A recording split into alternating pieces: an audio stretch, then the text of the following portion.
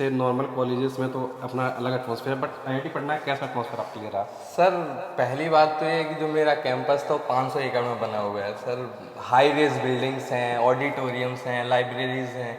Like just after school निकलते हैं तो एक ओपन स्पेस बोल सकते हैं। हेलो स्टूडेंट्स, अभी हम लोग आर एस इंस्टीट्यूट में हैं और अभी हमारे साथ मनीष है जिसका आईआईटी पटना में क्या सिलेक्शन हुआ और उसके बाद अभी ये क्या है गवर्नमेंट जॉब में है।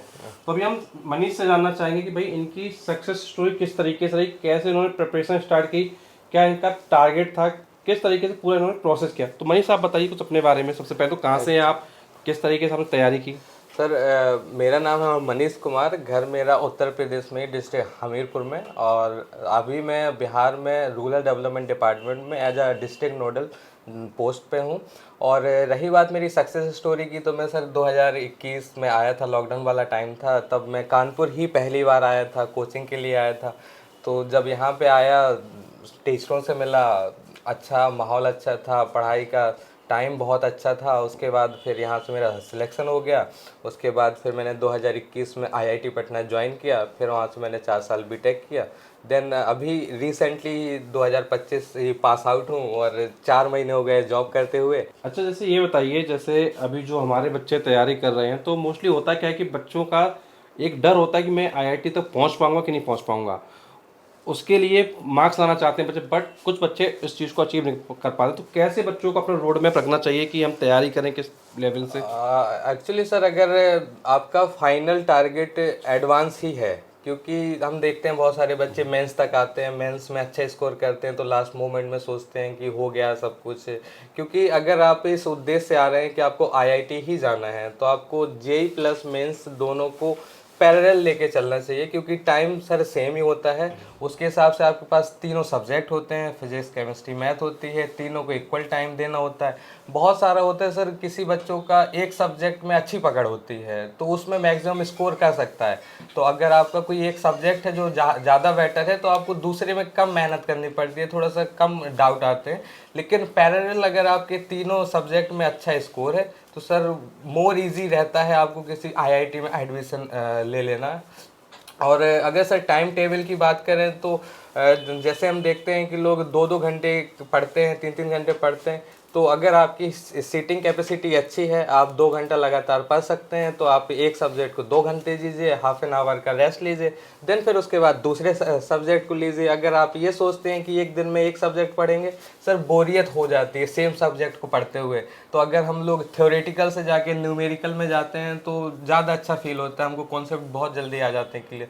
तो रेस्ट लीजिए, उसके बाद 2-2 घंटे का शेड्यूल बनाइए। ज़्यादा लोग देखते हैं कि मैं 5 घंटे बैठ के पढ़ता था, 10 घंटे बैठ के पढ़ता था, तो सर एक्चुअल जब बच्चे पढ़ते हैं तो मैक्सिमम 2 से ढाई घंटे में उनका ये पीक आवर निकल जाता है। उसके बाद फिर वो अपना इवनिंग शिफ्ट में कर सकते हैं।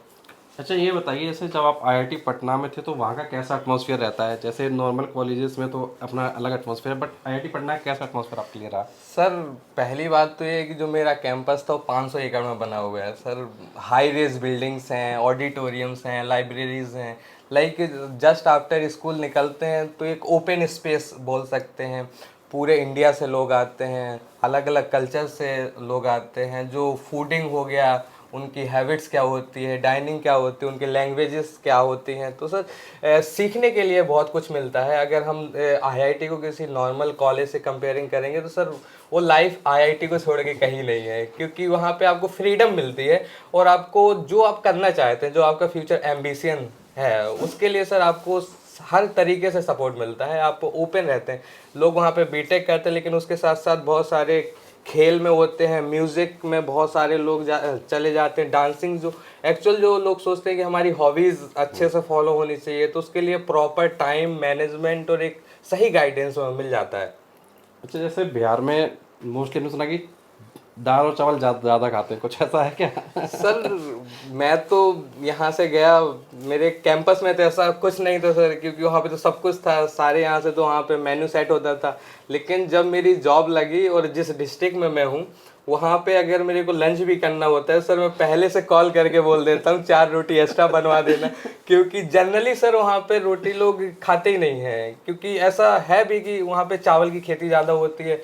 तो उनका लंच भी चावल से होता है।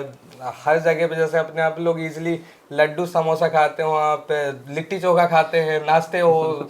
और ये ऐसा करके सर खाने की है वैरायटीज वहाँ पे भी है, लेकिन रोटी सर बहुत कम ही लोग यूज़ करते हैं वहाँ पे। अच्छा, जैसे अभी आपने बताया कि अलग अलग कल्चर के लोग मिले हुए थे, तो कुछ बताएंगे किस तरीके के लोग, मतलब किस स्टेट से थे, कैसा क्या था? सर मेरे जो दोस्त थे दो तीन अपना आपका छत्तीसगढ़ के थे, झारखंड के थे, केरला के थे, और अपना जिसमें राजस्थान के लोग थे।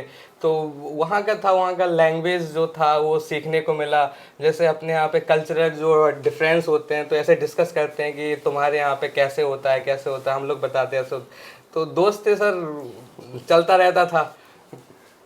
अच्छा, जैसे अभी बच्चों का क्या है, 21 जनवरी से पेपर है, ठीक है, अभी ये जनवरी अटेम्प्ट ऐसा जेई मेन का, और अभी इसके बाद फिर अभी अप्रैल में अटेम्प्ट होने वाला है। तो अब बच्चे के पास बहुत ही लिमिटेड टाइम बचा हुआ है, तो उस लिमिटेड टाइम में बच्चे कैसे स्टडी करें कि वो अपने टारगेट को अचीव कर सकें? सर अगर अगर कैलकुलेट किया जाए तो मेरे को लगता है 18 से 19 दिन के समथिंग बचे होंगे। आप लोगों ने ऑलरेडी सारा सिलेबस थॉरली पढ़ लिया होगा, कॉन्सेप्ट आपके क्लियर होंगे। कोशिश कीजिए ज़्यादा से ज़्यादा टेस्ट सीरीज लगाने का, PYQs लगाने का, क्योंकि उससे आपको ऑन ग्राउंड एक तो टाइम मैनेजमेंट मिल जाता है कि आप 3 घंटे में कितने क्वेश्चन सॉल्व कर रहे हैं। थोड़ा सेल्फ स्कोर भी आप कैलकुलेट कर लेते हैं कि हमारा ये पोर्शन वीक है, इसमें हमारा इतना मार्क्स आ रहा है, तो हमको इस पोर्शन को स्ट्रॉन्ग करना है। क्योंकि बहुत सारे होते हैं जो कॉन्सेप्ट ऑलरेडी आ जाते हैं, उसमें स्कोर करना उतना मुश्किल नहीं होता, लेकिन कुछ ऐसे टॉपिक्स हैं जिसमें हाई स्कोर चाहिए होता है, जो ज़्यादा वैल्यूएबल होता है। तो सर अगर उसके लिए कर रहे हैं तो मैक्सिमम PYQs लगाइए, टेस्ट सीरीज दीजिए। अगर आप अभी इस टाइम पे ये नहीं बैठ सकते कि आप सारा सिलेबस फिर से पढ़ लेंगे, रिवाइज कीजिए। जो आपने शॉर्ट नोट बनाए होंगे, जो फार्मूला शीट बनाई होंगी, उनको आप फॉलो अप कीजिए। बच्चों को लास्ट मैसेज क्या देना चाहोगे आप, जो बच्चे IIT में जाना चाहते हैं? आओ यार, बहुत अच्छी लाइफ है। ओके बच्चों, मनीष से हम लोगों ने बात की, और बाकी का इन्होंने काफ़ी चीज़ें गाइड किया, तो इनके पॉइंट्स पे आप फोकस करिए और अपनी प्रिपरेशन को आगे कंटिन्यू करिए। चलिए बच्चों, आपसे मिलेंगे next session. Thank you so much.